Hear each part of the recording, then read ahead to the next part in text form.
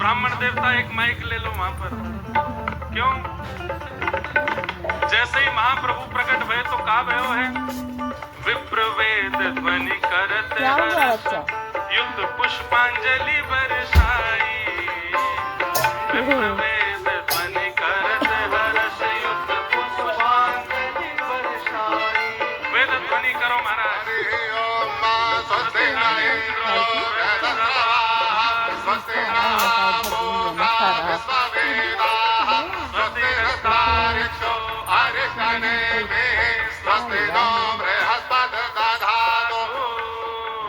विप्रवेद ध्वनि करत हर्षयुक्त पुष्पांजलि बरसाई। विप्रवेद ध्वनि करत हर्षयुक्त पुष्पांजलि बरसाई। हाँ, पुष्पांजलि बरसाई, पुष्पांजलि बरसाई। हे सरस माधुरी हित सजनी के, सरस माधुरी हित सजनी के, सरस माधुरी हित सजनी के, सरस माधुरी हित सजनी। आज दर्शन कर हर्षाई, सबक मिल रसिक मिल, रसिक मिल गावे सरस बधाई। हे रसिक मिल गावो सरस बधाई। हे हरिवंश रसिक वर प्रगटे, हित हरिवंश रसिक, श्री हित हरिवंश रसिक वर प्रगटे, हित हरिवंश रसिक। हाँ, भूतल प्रगटे आई, रसिक मिल, रसिक मिल, रसिक मिल गावो सरस बधाई। रसिक मिल गावो सरस बधाई, रसिक मिल गावो सरस बधाई, रसिक मिल गावो सरस बधाई। जय जय श्यामा जय जय श्याम, जय जय श्री वृंदावन धाम, जय जय श्री वृंदावन धाम, जय जय श्यामा जय जय श्याम, जय जय श्यामा जय जय श्याम, जय जय श्री वृंदावन धाम, जय जय श्री वृंदावन धाम, जय जय श्यामा जय जय श्याम, जय जय श्यामा जय जय श्याम, जय जय श्री वृंदावन धाम, जय जय श्री वृंदावन। ओ जय जय राधा वल्लभ हित हरिवंश, जय जय राधा वल्लभ हित हरिवंश। ओ जय जय राधा वल्लभ प्यारो हरिवंश, जय जय राधा वल्लभ प्यारो हरिवंश। ओ जय जय राधा वल्लभ हित हरिवंश, जय जय राधा वल्लभ हित हरिवंश। ओ जय जय राधा वल्लभ प्यारो हरिवंश, जय जय राधा। श्री राधा वल्लभ लाल की, श्री हरिवंश महाप्रभु की, श्री राधा सरस बिहारी लाल की बधाई हो, बधाई हो, आचार्य उत्सव की बधाई हो। मालिश करके बिठा देना, राज जाओ सब। है ना, तो दूध ठंडा हो जाएगा तो करा देंगे, करा देंगे। वाह, सेन हम करा सरस देंगे, मिल दूध पिला के, ठीक रसिक मिल गाओ सरस बधाई, रसिक मिल गाओ सरस। श्रीमत हित हरिवंश जो प्रगटे, श्रीमत हित हरिवंश जो प्रगटे, भूतल पर है भाई रसिक मिल गाओ सरस बधाई, रसिक मिल गाओ सरस बधाई। हाँ, रसिक मिल गाओ सरस बधाई, रसिक मिल गाओ सरस बधाई। महाप्रभु जी का प्रादुर्भाव हुआ। आहा, हितरवंश महाप्रभु का स्वरूप इतना सुंदर बताया सब रसिकों ने कि महाप्रभु जी को बाल्यकाल से लेकर के उनके विराजमान समय तक जब भी किसी ने देखा वो मोहित ही हुआ श्री महाप्रभु जी के रूप पर। क्यों महाराज जी? जब ठाकुर जी गोपियों को नहीं दिखते थे तब मधुर वंशी ही गोपियों को खींचते थे। वंशी तो कब से मधुर है, वंशी तो कब से सरस है, और वही वंशी ही रूप धारण करके आई है श्री महाप्रभु जी का। महाप्रभु जी का प्रादुर्भाव हुआ। वर्णन आता है चरित्र में कि सबसे पहला शब्द श्री हरिवंश महाप्रभु ने श्री राधा यही कहा। अभी तक दंतावली भी प्रकट नहीं हुई है और प्रथम वाक्य ही मुख से प्रकट हुआ है, श्री राधा श्री राधा श्री राधा। आजकल के माता पिता बालक नेक बड़ा हो जाए तो उससे बुलवाते हैं, बोलो मम्मा पापा चाची चाचा दीदी, नाम बुलवाते हैं। अरे नहीं, बालक जैसे ही आवे, देखो कृष्ण कठिन है, वो ना भूल पाएगो राधा। महाराज जो जिह्वा को तंतु से छुबाते हैं तब ध शब्द का प्रयोग होता है, अगर वो न भी छुबे तो ध शब्द कभी तोतलेपन में नहीं आएगा। राधा अगर ना बोल पाए तो भी, न छुपा के बोल पाए तो भी स्पष्ट ही निकलेगा राधा। बालकों से सबसे पहले श्री किशोरी जी का नाम उच्चारण करवाओ, निश्चित ही उस बालक में कोई ना मांगे। अनायासी सर्वप्रथम नाम महाप्रभु जी ने अपने मुख से श्री राधा किशोरी जी का कहा। खेलते हैं राधा, बैठते हैं राधा, चलते हैं राधा। अरे कहाँ गए, अभी बोलना ही नहीं आता, कुछ मांगते भी हैं मैया से तो राधा राधा राधा ऐसे ही बोलते हैं। राधा ही नाम जानते हैं और कुछ जानते ही नहीं है। श्री प्रियादास जी वही बात तो कह रहे हैं कि महाप्रभु जी की स्थिति कैसी है। हितजू की रीत को लाखुन में एक जाने, राधा ही प्रधान मानो पाछे कृष्ण ध्याई। हित जी की स्थिति है। धीरे धीरे आप थोड़े थोड़े बड़े होने लगे, गुटमुन चलना प्रारंभ किया। आज तक ठाकुर जी की लीला तो खूब गाई, खूब सुनी, अब रसिकों की लीला सुनो। गुटमुन चल करके जाते और जहां पिताजी श्री राधा मोहन लाल जी की सेवा कर रहे हैं, वहां जाकर के बैठ जाते। इनके पिताजी के ठाकुर जी का नाम क्या था? राधा मोहन लाल। वहां बैठ करके अपने पिताजी की सेवा का दर्शन करते थे, कैसे सेवा कर रहे हैं। अब नन्हे से बालक को कहां भाव आता है, कहां प्रेम उमड़ता है। परंतु जैसे अभी महाराज जी आपने एक भाव का अनुभव किया होगा कि बड़े हो जाने पर जब प्रेम प्रकट होता है ना, तो मुख की आकृति बिगड़ती नहीं है और अश्रु आ जाते हैं। जब आप भाव में रहते हो तो मुख की आकृति नहीं बिगड़ती, आप प्रसन्न मुद्रा में होते हो और नेत्र सजल हो जाते हैं। ये स्थिति छोटे बालकों में नहीं आती, छोटे छोटे बच्चों में ये स्थिति नहीं होती। पर श्री महाप्रभु जी की स्थिति ऐसी है, वो प्रसन्न मुद्रा में राधा मोहन जी को देखते और नेत्रों से अश्रुपात होता है। माँ जब आती देखती तो उनको लगता पहले रोया होगा, तब के आंसू ही होंगे, उठा के ले जाती। ऐसे श्री महाप्रभु जी धीरे धीरे बड़े हुए। पिताजी से कहते,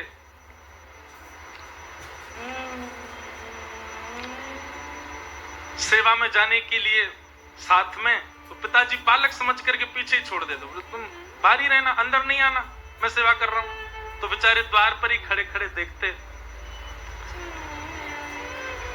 स्थिति ऐसी हुई कि अब सेवा के बगैर रहा नहीं जाए। बंशी तो कैसे रहे ठाकुर के बिना।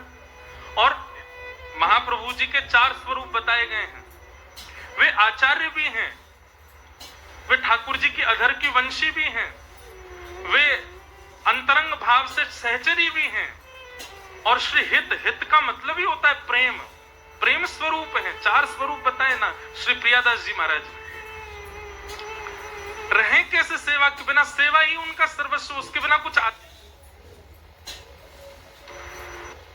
पिताजी नहीं प्रवेश करने देते तो बाहर चले जाते। बच्चे तो खेलते थे, महाप्रभु जी बैठे बैठे राधा राधा राधा चिंतन करते। उनका खेल ही सेवा है।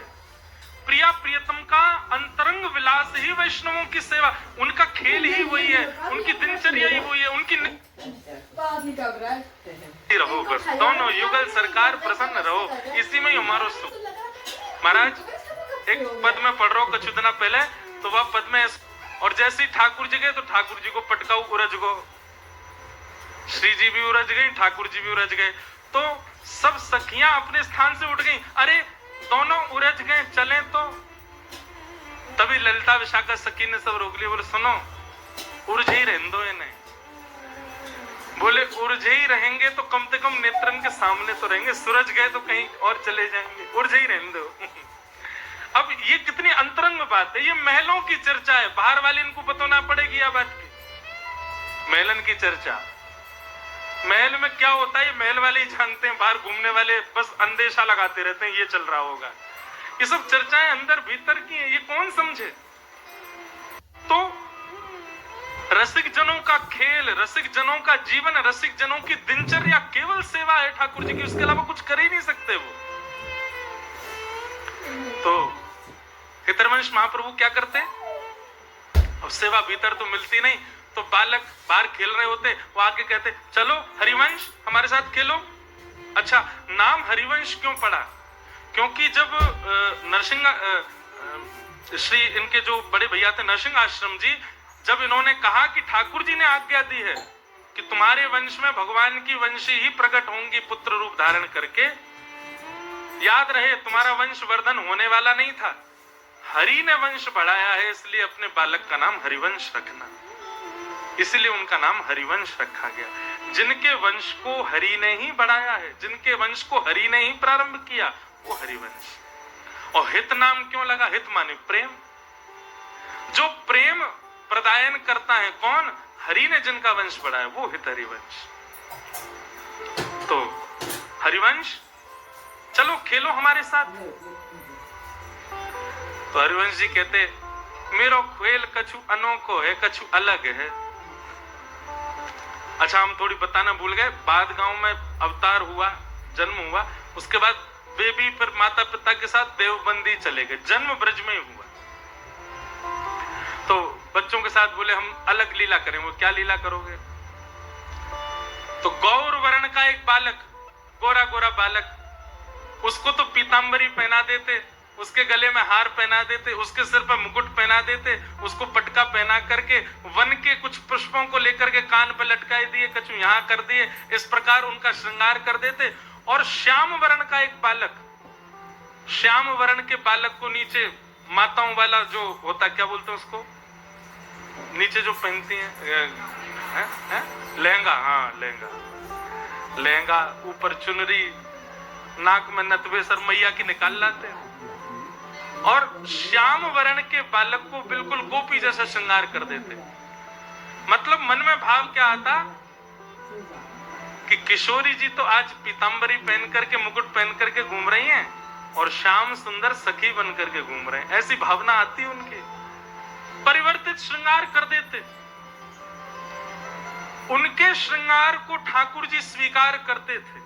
कैसे, यहां श्री व्यास मिश्र जी भोग की थाली लेकर के आए और श्री राधा मोहन लाल जी के सामने जैसे पधराई और पर्दा करके गए, थोड़ी देर बाद जैसे ही पर्दा हटा करके भोग उठाने लगे, भोग उठाते ठाकुर जी को देखा, सो क्या पाया कि ठाकुर जी तो गोपी बने हुए हैं चुनरी ओढ़ करके, और किशोरी जी जो उन्होंने मुकुट धारण कर रखो। परिवर्तित श्रृंगार उनकी सेवा में हो जाता। व्यास मिश्र जी बोले मैंने तो सुबह श्रृंगार किया था, मुकुट तो मैंने ठाकुर जी को धराया, ये ठाकुर जी चुनरी ओढ़ के काहे को बैठे हैं, और ये किशोरी जी मुकुट धारण करके बैठी हैं। श्रृंगार परिवर्तित कर दिया, दोबारा से ठीक किया। पता नहीं कहां दिमाग रहता, आजकल बुढ़ापा आ गया है। श्रृंगार व्यवस्थित करके और अनवसर का समय करके, और जैसे ही गए वापस, थोड़ी देर बाद लौट करके जब आए और जैसे पर्दा पुनः खोला, फिर से क्या पाया, ठाकुर जी ने फिर से चुनरी पहन ली, किशोरी जी ने फिर से मुकुट धारण कर लिया, फिर से श्रृंगार परिवर्तित है क्यों। व्यास मिश्र जी बोले जी हो क्या रहा है, ये लाल जी कैसी लीला कर रहे हैं। तभी आपकी दृष्टि बाहर गई और बाहर खिड़की से झांक करके आपने देखा तो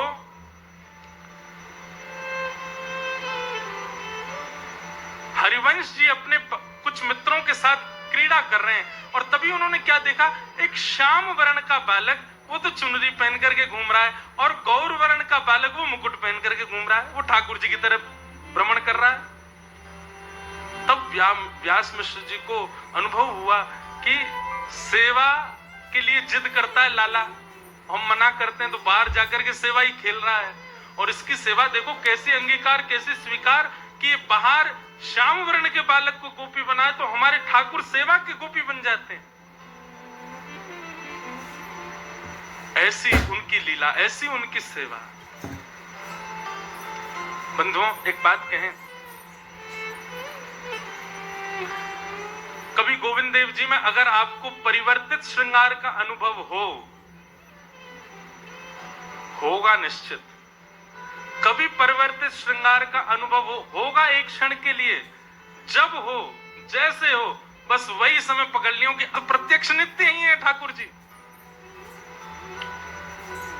एक और बधाइए।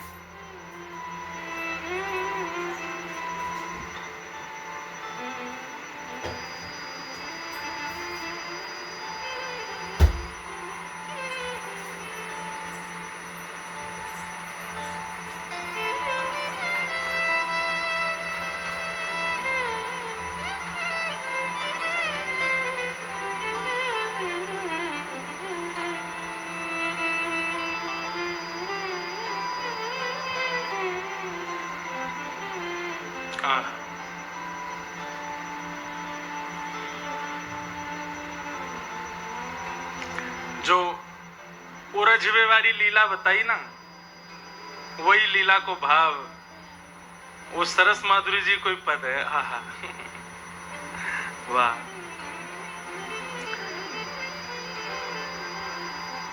उरझे दंपति सुरझत नाही, उरझे दंपति सुरझत नाही, उरझे दंपति सुरझत नाही, उरझे दंपति सुरझत नाही, परम प्रेम की उरझनी उरझे, परम प्रेम की उरझनी, सुन के गाओ, परम प्रेम की उरझन उरझे, परम प्रेम की उरझन उरझे,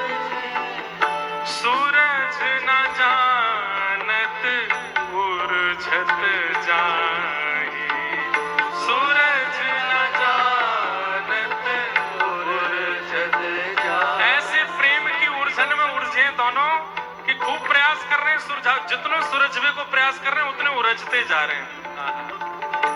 उरझे दंपति सुरझत नाही, उरझे दंपति सुरझत नाही, श्री राधे मोहन बन बैठी, राधे मोहन बन बैठी, श्री राधे मोहन बन बैठी, राधे मोहन बन बैठी,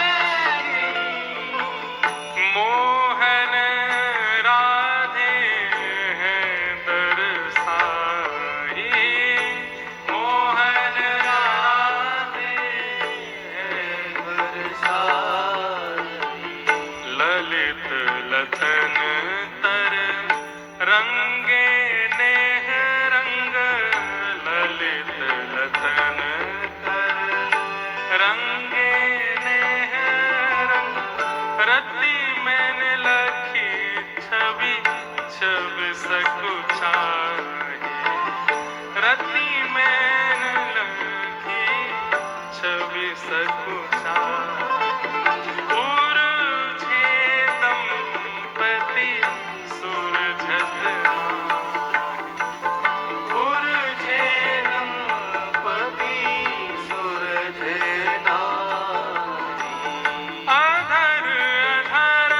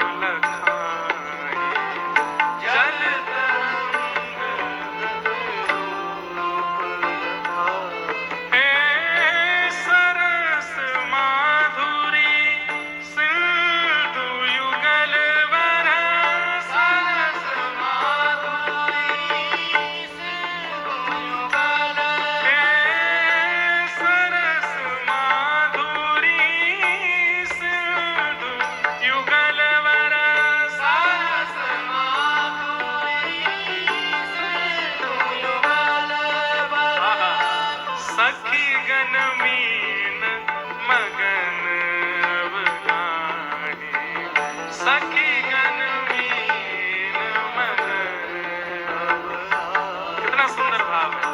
सरस माधुरी सिंधु युगल वरा, सरस माधुरी सिंधु युगल। ये दोनों युगल कौन है?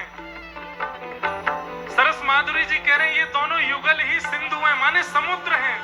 सरस माधुरी सिंधु युगल वरा, सरस माधुरी सिंधु युगल वरा, सखी गन मीन मगन अब गाही, सखी गन। हम सब मछली हैं, इस प्रेम सिंधु में अवगाहन कर रहे हैं।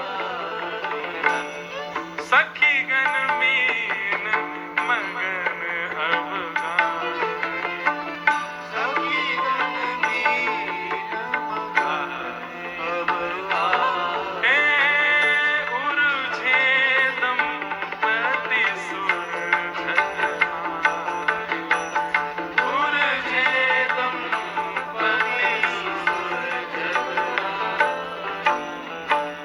वाह महाराज जी, आप मौके पे चौका लगाए दे करो, मोते पद रह जाए करें। हाँ, यही मारे तो रसिकन की कथा। भैया ये कथा बहुत महंगी है। महंगी मतलब बहुमूल्य कथा है। दुनिया में कथा है, ये सब सारी कथा महंगी है, पर ये बहुत ज्यादा महंगी है। यहाँ वही आ रहे होंगे जो हृदय से बहुत धनवान है, जिनको हृदय अधिकारी होगा वही या कथा में आ रहा हो, क्योंकि ऐसे रसिक जन बैठ करके कथा सुन रहे हैं। महाराज जी अभी चौका लगाओ, अब छक्का और लगाइए एक। हैं? अच्छा एक बात, ये तो मार रहे हैं चौका छक्का, कैच पकड़वेगी तो मैं खड़ा हूं। मैं बाउंड्री पार जाने दूंगा, पकड़ के गा दूंगा। बोल राधा सरस बिहारी लाल की। महाराज जी तो कुंज में ले गए, अब मैं कहां से सुनाऊं आगे के भाव। उलझ गए दोनों। तो बस ऐसी भाव समाधि में श्री हरिवंश जी रहते हैं बाल्यकाल से, बचपन से। बंधुओं एक दिन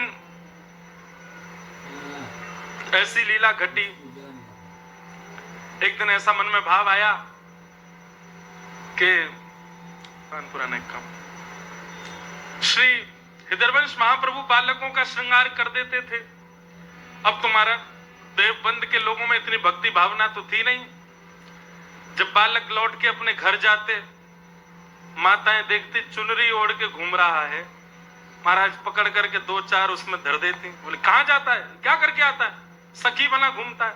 अरे मेरा मित्र हरिवंश वो तैयार कर देता है रोज मुझको। अब तो घर के लोगों ने अपने बालकों को भेजना बंद कर दिया।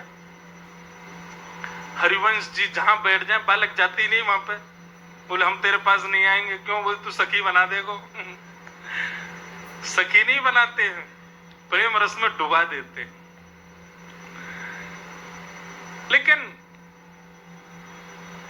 जो निश्चित प्रेम में डूबा होगा वो कभी भी शिकायत नहीं ढूंढता या अवसर नहीं ढूंढता सेवा से बचने का। वो तो अपनी सेवा कहीं और खोज लेता है।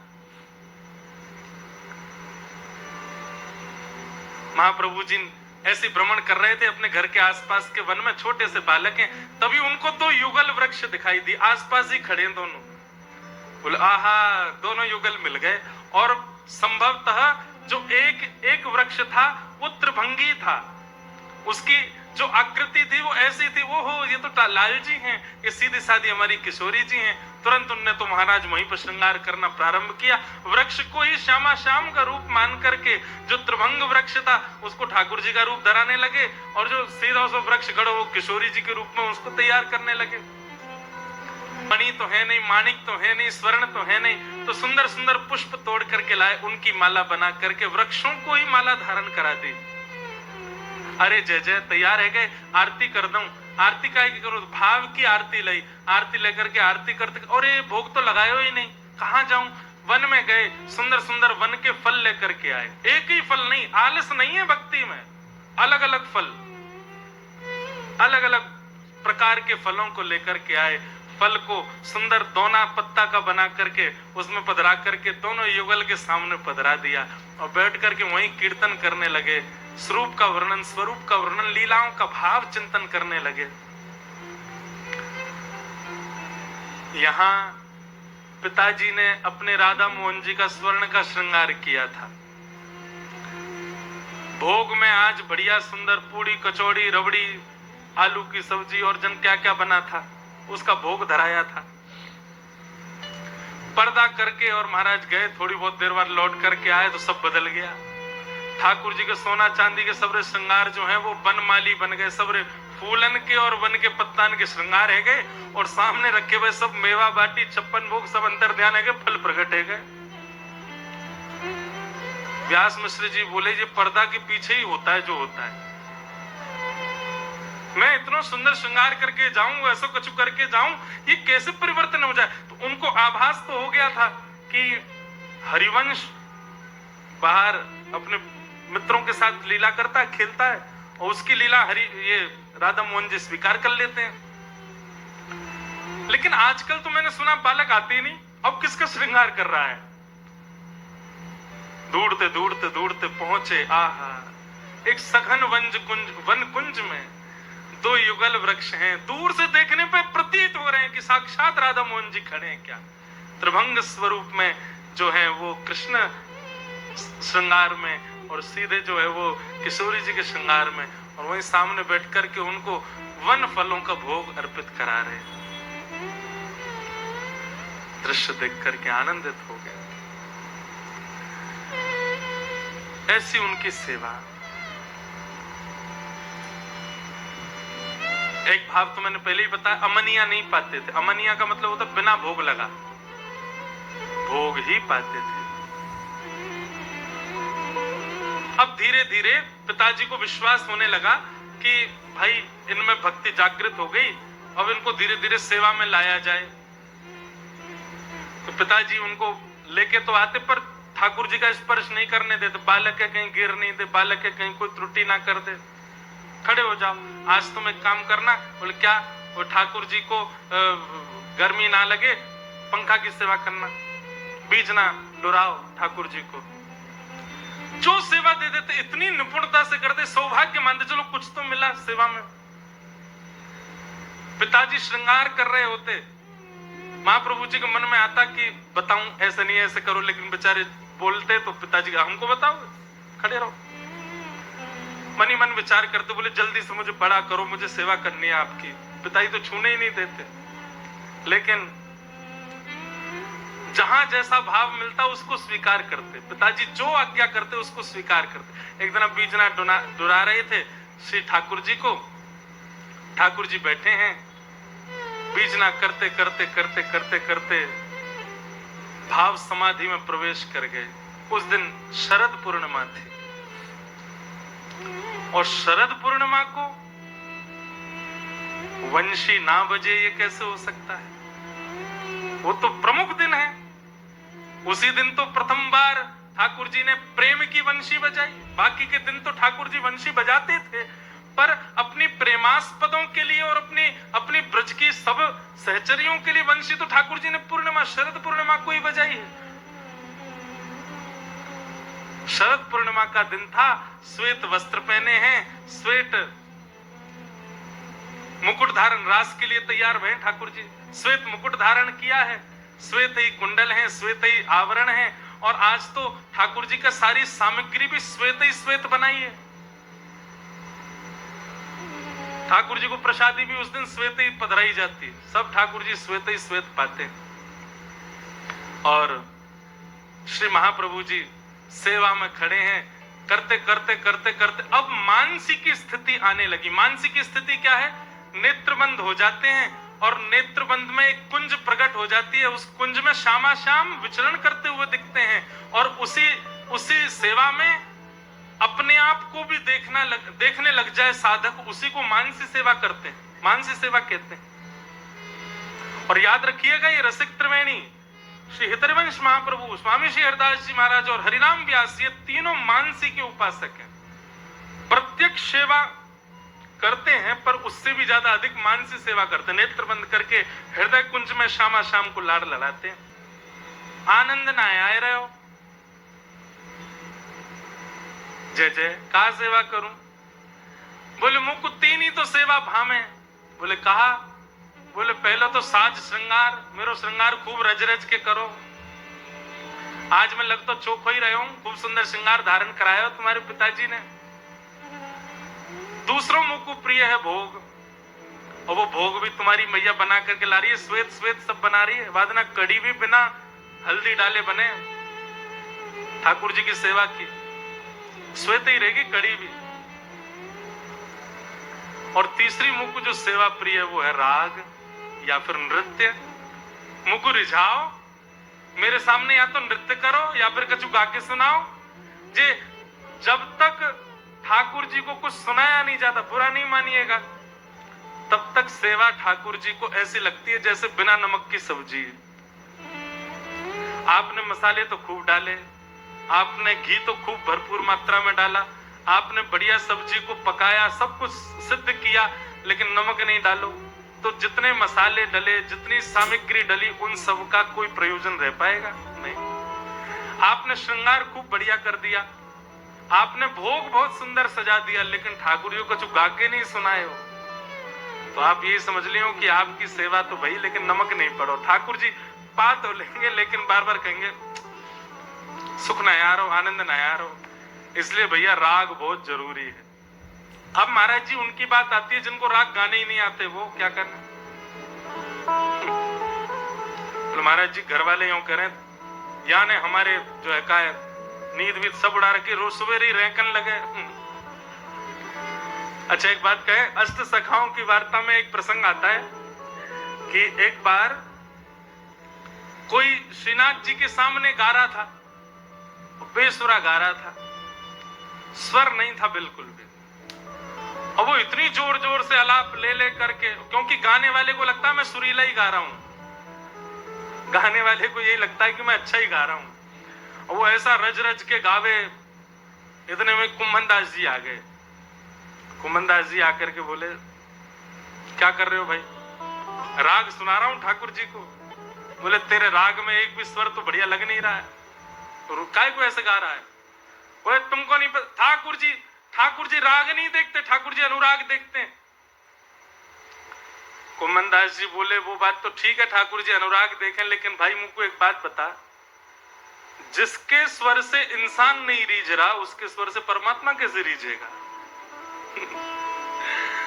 ओ महाराज, कुम्भन दास जी तो ऐसे ही अष्ट सखा तो कछु भी भाव के, पर या चक्कर में गानों मत छोड़ी हूं, गाओ भले घर वाले पीछे डंडा लेके भागे, पर गाओ, ठाकुर जी को नित्य सुनाओ। हमारे एक पंडित जी हैं, उनसे गाना नहीं आता, और जबरदस्ती हमारे लाल जी के सामने गाते हैं, जबरदस्त रोज गाते हैं। और महाराज जी मैं उनसे कहूं, मैंने कि तुम्हारा सा तो सद नहीं रहा है। बोले आप अभी सा पे पड़े हो, मैं तो का साध रहा हूं। का जो स्वर ही नहीं होता सप्त स्वरों में, वो का साध रहे। मैंने कि का साध रहे हो? बोले हाँ। जो टीवी में दिखाए गए ये वो महापुरुष नहीं है, वो दूसरे वो आए नहीं है यहाँ। तो आहा,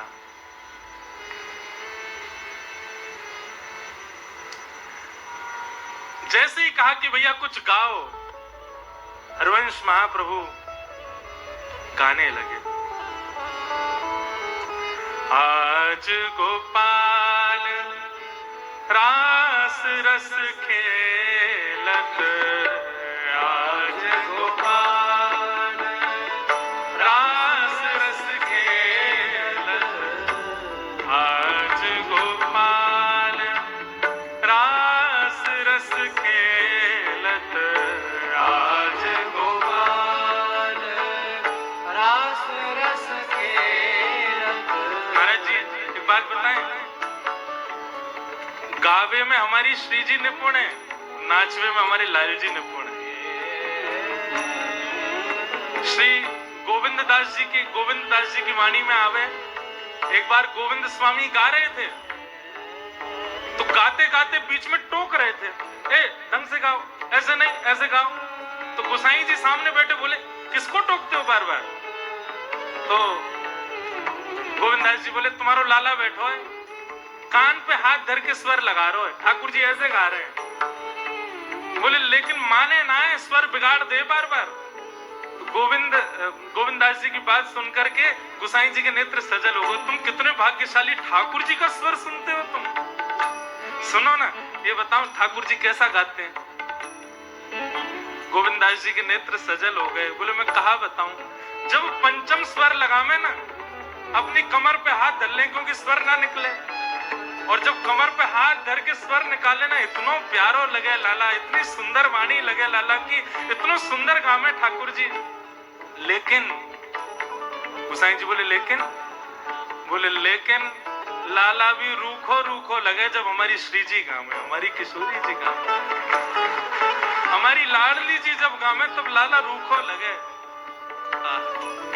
लेकिन नृत्य में निपुण है हमारे ठाकुर जी, नाचे बहुत जोर को महाराज। आज गोपाल रास रस खेल, फूले न कल्प तरु तीर री सजनी, फूले न कल्प तरु तीर री सजनी। आज गोपाल रास रस खेलत, आज गोपाल रास रस खेलत, शरद विमल नभ चंद विराजत, शरद विमल नभ चंद विराजत, शरद विमल नभ चंद विराजत, शरद विमल नभ चंद विराजत, रोचक त्रिविध समीर रि सजनी, रोचक त्रिविध समीर रि सजनी, हे रोचक त्रिविध समीर रि सजनी, रोचक त्रिविध समीर रि सजनी। आज गोपाल रास रस खेलत, आज गोपाल रास रस खेलत, आज गोपाल रास रस खेलत, आज गोपाल। श्री रास बिहारी लाल की जय हो। विविध विविध मुद्राएं बनाते हैं, विविध विविध अत्यंत कठिन मुद्राओं को धारण कर लेते हैं ठाकुर जी। किशोरी जी कहती है मुंह को भी सिखाओ, ठाकुर जी पीछे जाकर के किशोरी जी को भी मुद्रा बनाना सिखाते हैं, और दोनों शामा शाम विहार कर रहे हैं, और हरिवंश महाप्रभु सामने बैठ कर के राग सुना रहे हैं।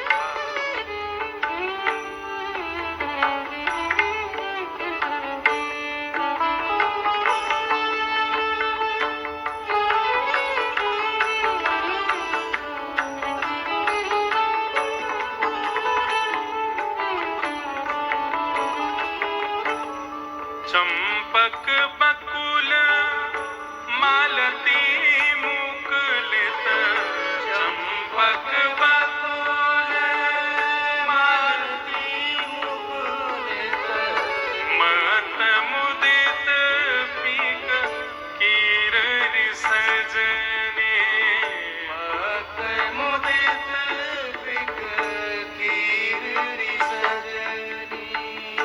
देसी सुधंग राग रंगनी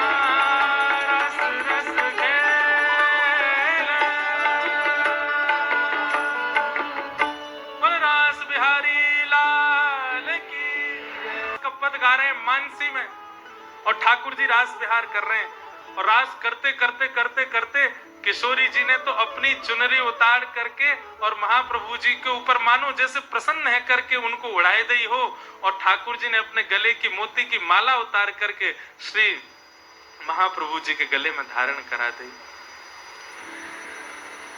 बस ये लीला हुई ही थी कि इतने में ही पिताजी माताजी आ गए और आकर के देखा कि अचेत अवस्था में पड़े हैं, गिरे पड़े हैं नीचे, भाव आवेश में आ गए हैं, नेत्रों से अविरल अश्रुधार गिर रही है। और तभी क्या देखते हैं, छोटे छोटे राधा मोहन बिहारी जी को जो छोटे छोटे वस्त्र धारण कराए, उनमें छोटी सी चुनरी जो है वही विशाल है गई है और वही श्री महाप्रभु जी के अंग पर डली हुई है।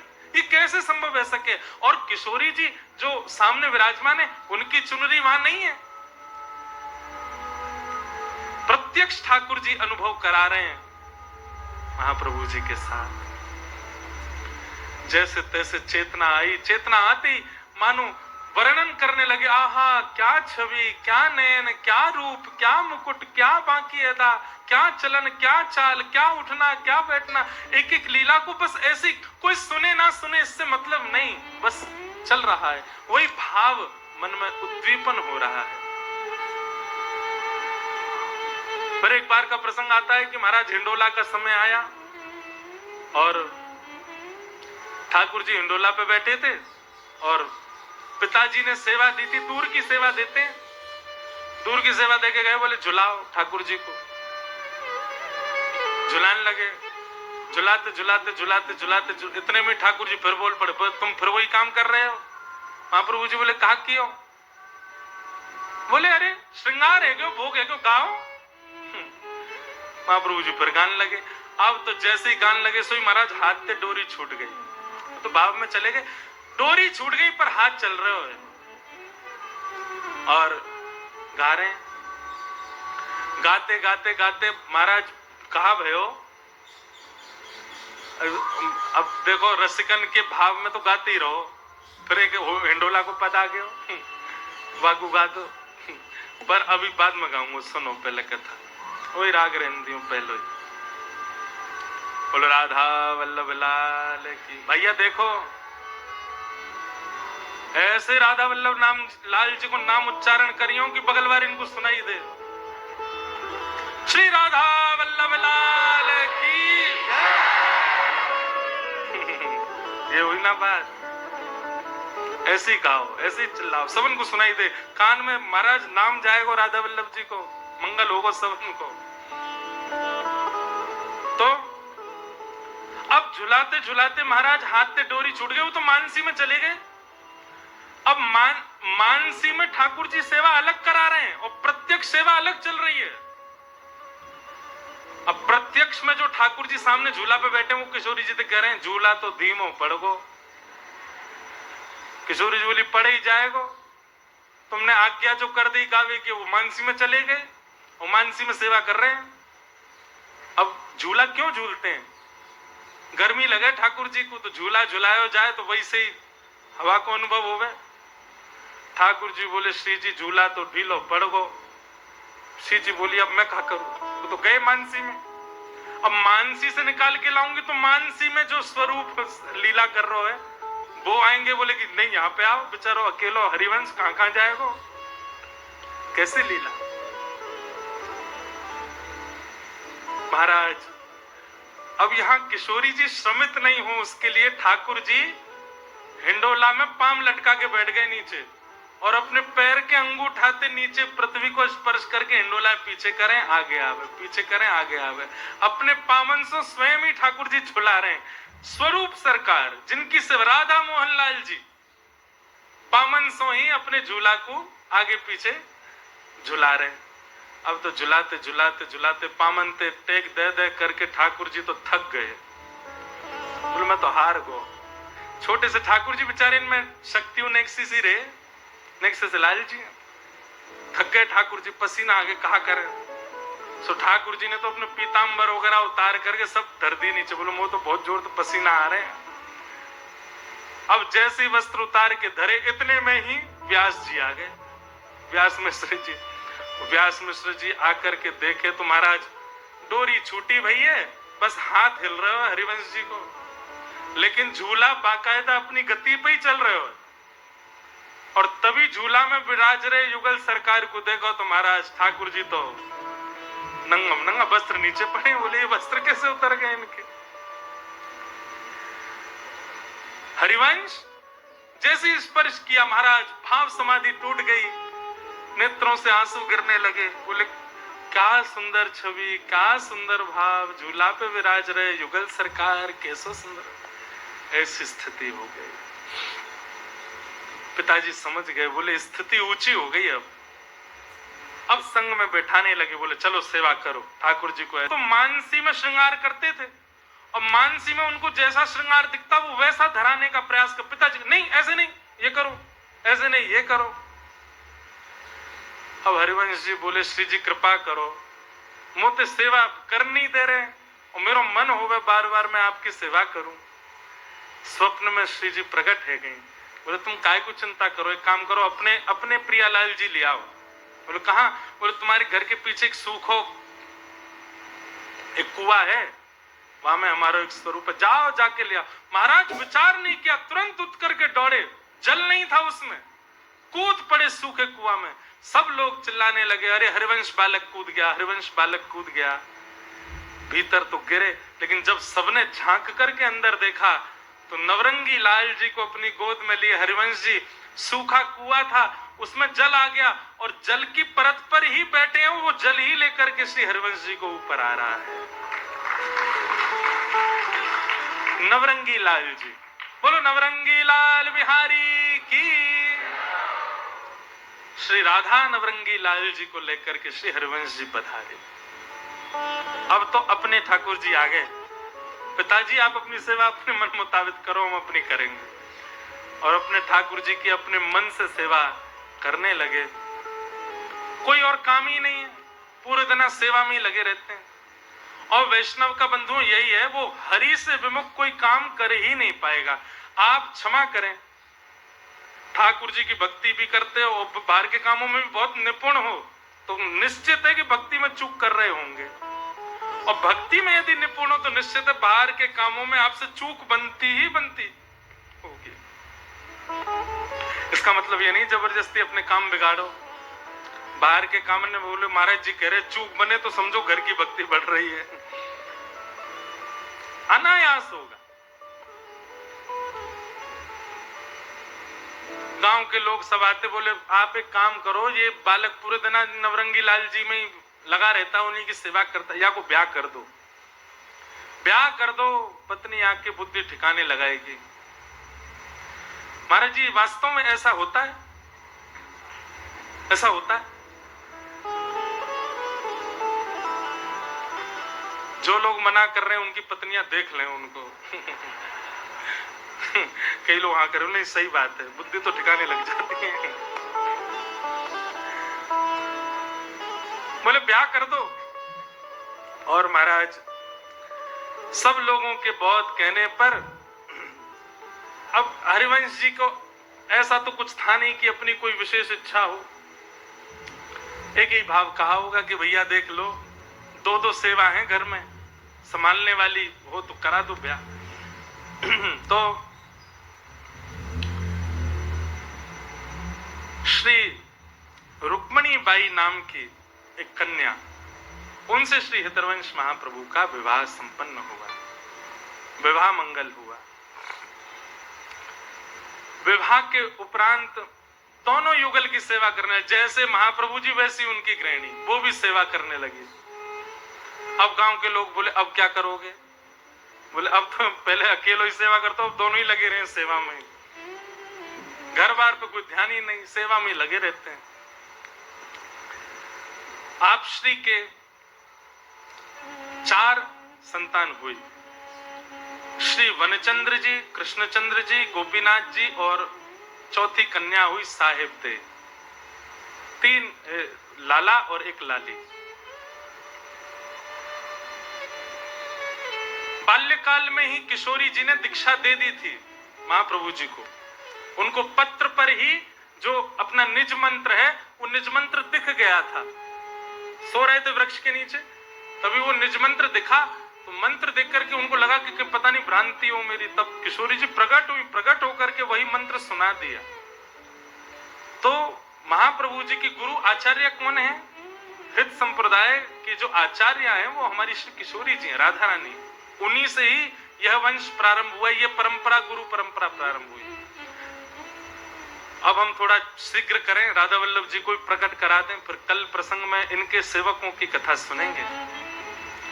4 बालक हुए, वनचंद्र जी, कृष्णचंद्र जी, गोपीनाथ जी और चौथी कन्या हुई। आप श्री खूब आनंद से सेवा करते थे, बालक भी सेवा भाव में आ गए थे, पत्नी के साथ खूब आनंद। पर देखो ठाकुर जी और किशोरी जी कब कहां क्या लीला कर दें कोई पता नहीं है। एक दिन किशोरी जी ने स्वप्न में आज्ञा की, हरिवंदन हो गए, धाम से दूर हो आ, लीला प्राप्त हो गई, नाम प्राप्त हो गया, लेकिन धाम अभी बाकी। योजना बना करके आपका जन्म तो ब्रजमंडल में हो गया था, पर अब बाकी का शेष जीवन ब्रज में व्यवस्थित करो। व्यज ब्रज को व्यवस्थित करना है, ब्रज को पुनर्उत्थापित करना है, इसलिए आप कृपा करके अब ब्रज प्रस्थान करो। तुरंत उठ करके बैठ गए। पत्नी ने कहा क्या हो गया, इतनी रात आप कैसे? बोले देवी अभी अभी आज्ञा हुई है श्री जी की और तुमको स्वीकार करना पड़ेगा। क्या? अब हमें वृंदावन जाना है, ब्रज प्रस्थान करना। बोले हम भी चले साथ? बोले नहीं, अब वहां हम कहाँ रहेंगे, कहाँ जाएंगे, क्या खाएंगे, क्या, हम तो कैसे भी अपना निर्वहन करेंगे, पर ये बालक हैं, सबका ध्यान रखना। और सबसे बड़ी बात नवरंगी लाल जी की सेवा, सेवा कैसे वहां लेके जाएंगे? आप यहीं रह करके अब इनकी सेवा करो और हमको आज्ञा दो, हम वृंदावन जा रहे हैं। देखो कैसी लीला घट जाती है, कब कहां क्या हो जाए कुछ पता नहीं। अपने घर से निकल पड़े हरिवंश जी और जा ही रहे थे तो मार्ग में शाम हो गई। एक गांव पड़ा चित्थावल, वहां आप रात्रि में एक वृक्ष के नीचे लेटे थे। तभी किशोरी जी, श्री जी का भाव आवे तो समझो दोनों युगल सरकार। श्री जी ने आकर के आज्ञा कर दी,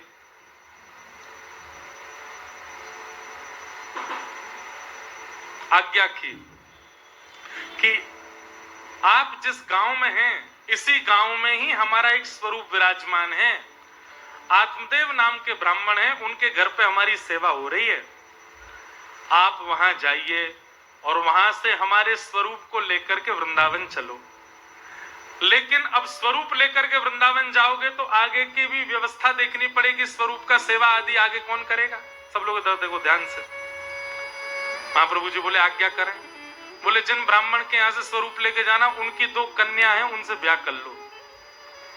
महाप्रभु जी बोले ये कैसी आज्ञा, मैं तो ब्याह करके बालक संतान सब हो गई, सब त्याग करके वृंदावन जा रहा हूं।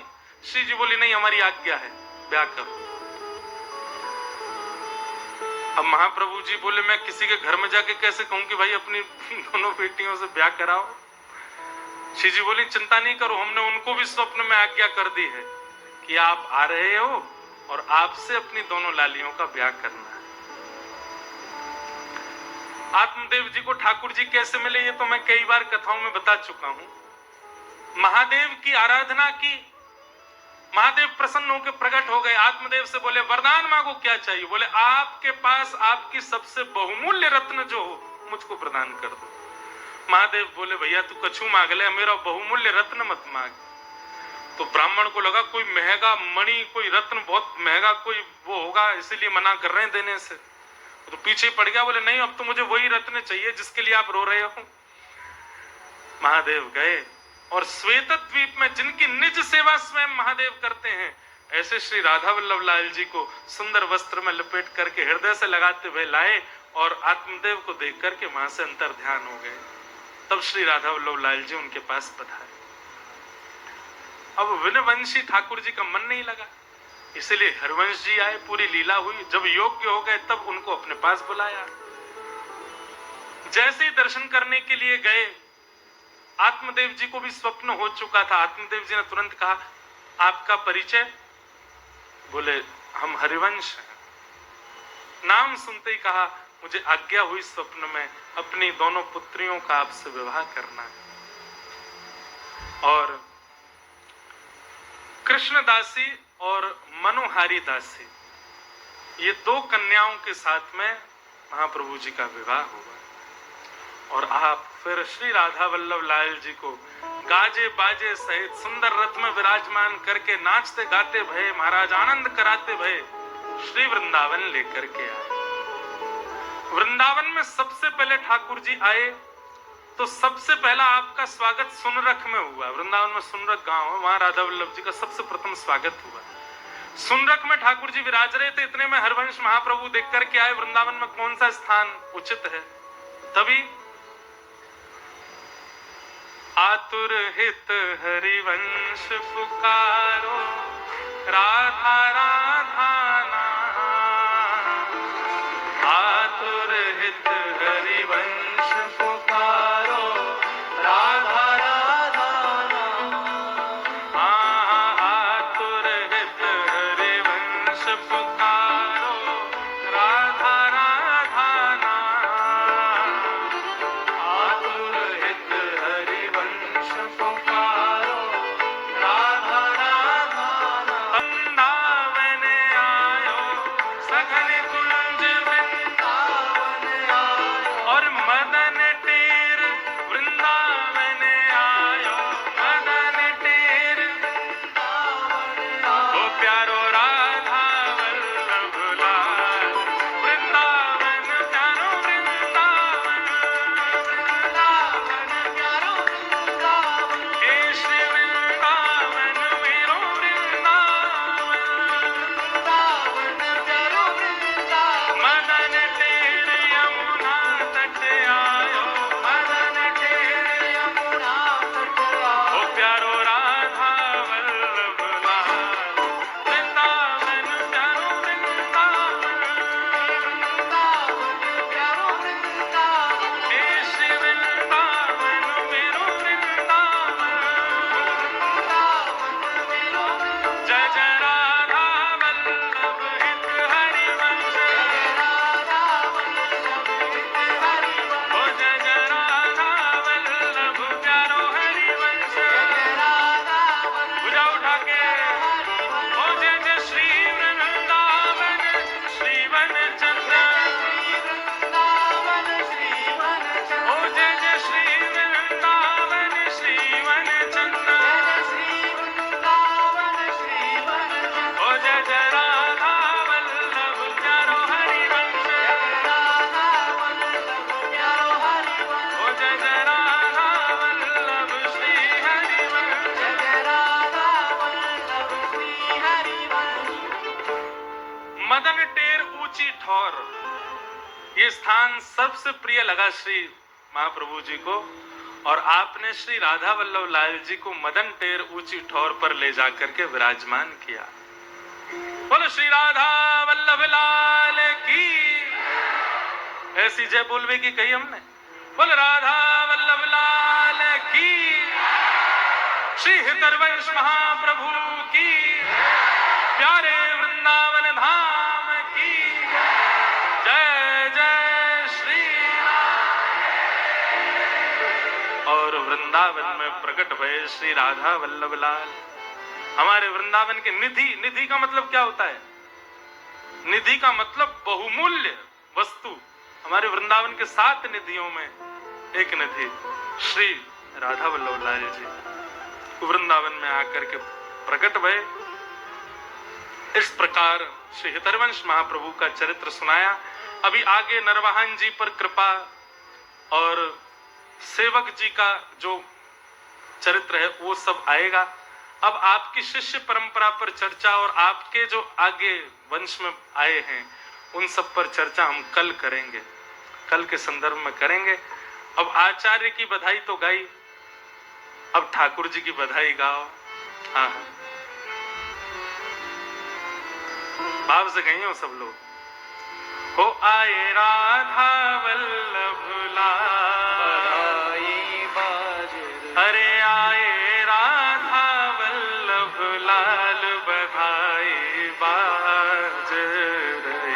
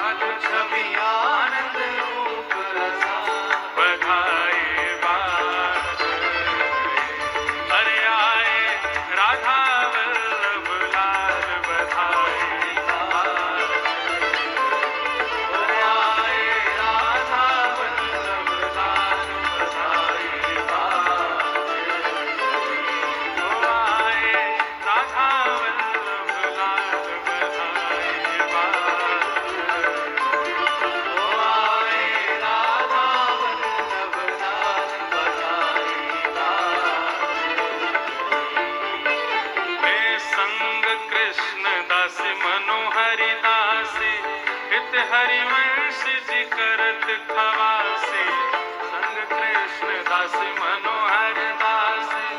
हित हरिवंश जु करत खवासे, हाँ हित हरिवंश जु करत खवासे, हित हरिवंश जु करत खवासे। ओ ये तो सेवा करे आठों याम, ये तो सेवा करे आठों याम। ओ ये तो सेवा करे आठों याम, ये तो सेवा करे आठों याम।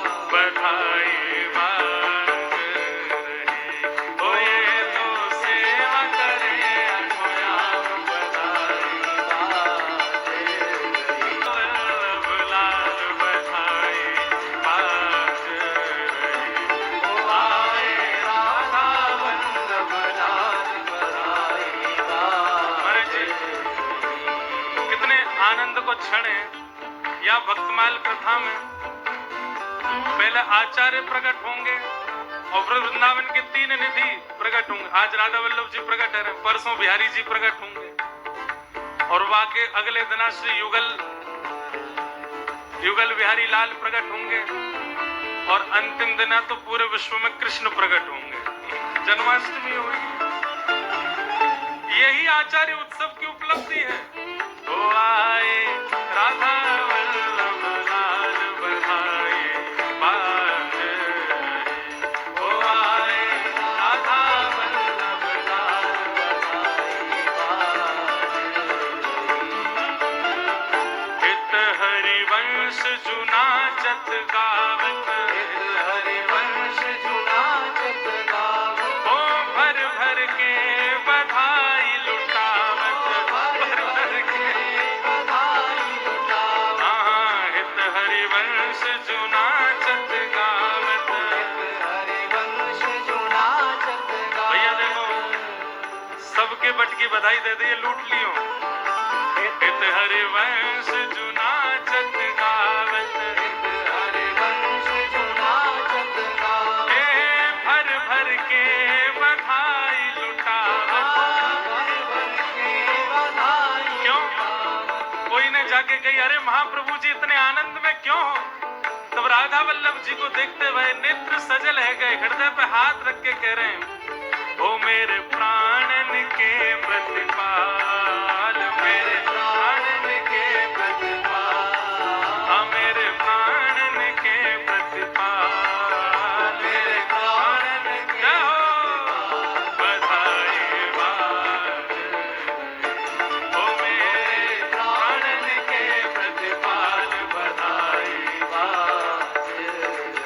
ओ आए राधा वल्लभ लाल बधाई बाज रही, ओ आए राधा वल्लभ लाल बधाई बाज रही।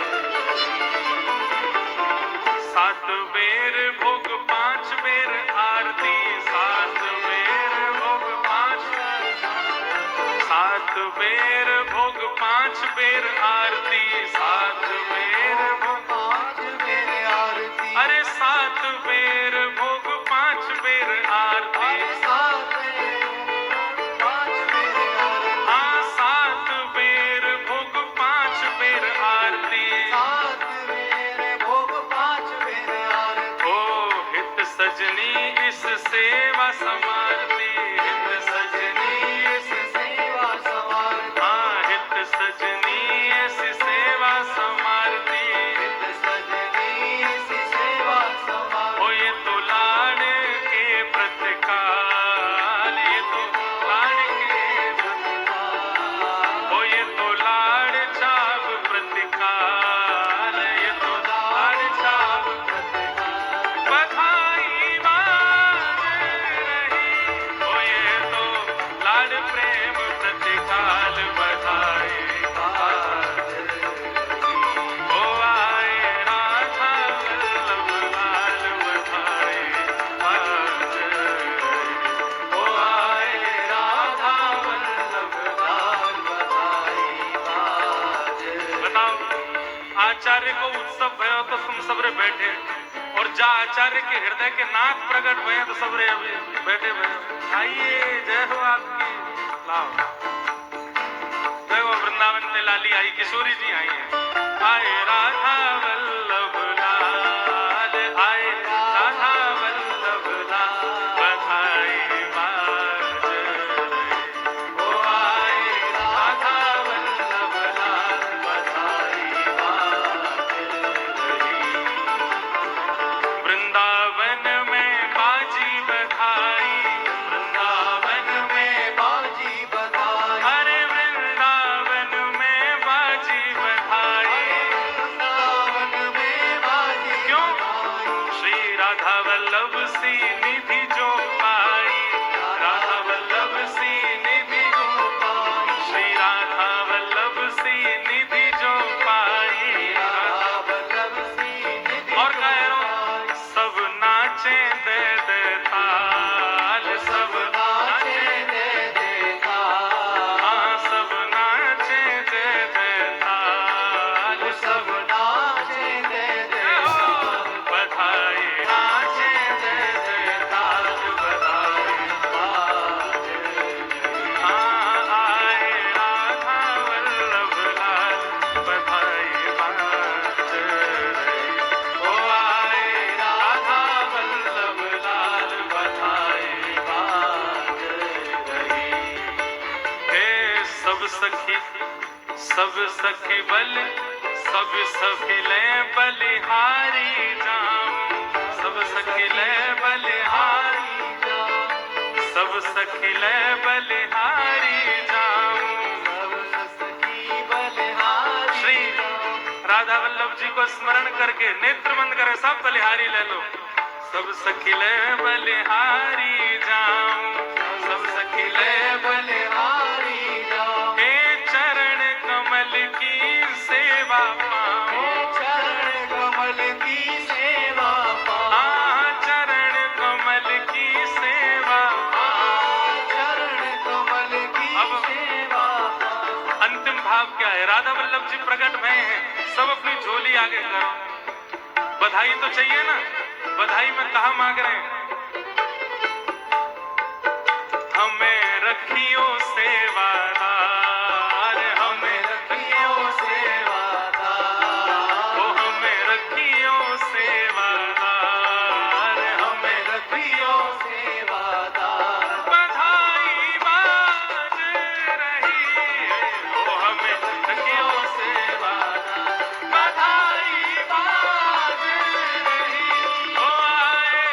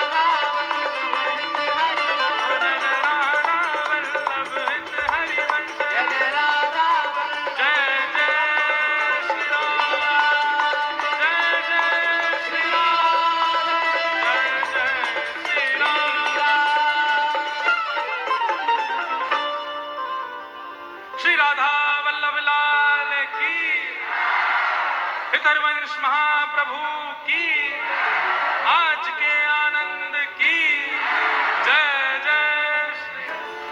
श्री नाभा जी की छब्बे से ही आज के भाव को विराम दें। श्री हरिवंश गोसाई भजन की रीत सकृत को जानी है। श्री हरिवंश गोसाई भजन की रीत सकृत को जानी है। श्री हरिवंश गोसाई भजन की रीत सकृत को जानी है। श्री हरिवंश गोसाई भजन की रीत सकृत को जानी है। राधा चरण प्रधान हृदय अति सुदृढ़ उपासी। राधा चरण प्रधान हृदय अति कुंज केली दंपति तहाँ की करत खवासी। कुंज केली दंपति तहाँ की करत खवासी। सर्वस महाप्रसाद प्रसिद्धता के अधिकारी। सर्वस महाप्रसाद प्रसिद्धता के अधिकारी। सर्वस महाप्रसाद प्रसिद्धता के अधिकारी। सर्वस महाप्रसाद प्रसिद्धता के अधिकारी। विधि निषेध नहीं दास अनन्य उत्कट व्रतधारी। विधि निषेध नहीं दास अनन्य उत्कट व्रतधारी। व्यास सुवन पथ अनुसरे सोई भले पहचानिए। व्यास सुवन पथ अनुसरे सोई भले पहचानिए। हे श्री हरिवंश गोसाई भजन की रीत सकृत को जाने। श्री हरिवंश गोसाई भजन की रीत सकृत को जाने। श्री हरिवंश गोसाई भजन की रीत सकृत को जाने। श्री हरिवंश गोसाई भजन की रीत सकृत को जाने। श्री राधा वल्लभ लाल की जय जय श्री राम। जय जय श्री राम। जय जय श्री राम। लाल जी के दर्शन। अच्छा, सुबह आप सब लोगों को बता दें, सुबह 11 से 12 श्री लाल जी के दर्शन भी होते हैं। अशोक विहार के सामने